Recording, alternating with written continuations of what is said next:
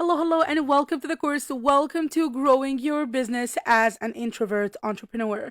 My name is Ken Solomon, and I am one of your co-instructors for this course, and I am super excited you decided to join us today.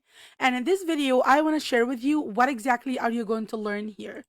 So, our co-instructor Sally Strong, who is an aromatherapist queen, she's going to share with you how to use aromatherapy strategies for less stress and more focus for growth.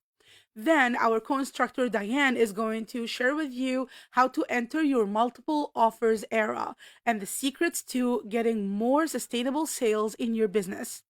Then our co-instructor Jane is going to take you through a simple way to promote your business without showing your face or sharing your personal life. Then in my portion of the course, I will share with you my very simple systems that I built for growth for my business as an introvert entrepreneur myself. Now, I don't know about you, but I am super excited, and all of the other constructors of this course are super excited to meet you and to help you in your new growth journey.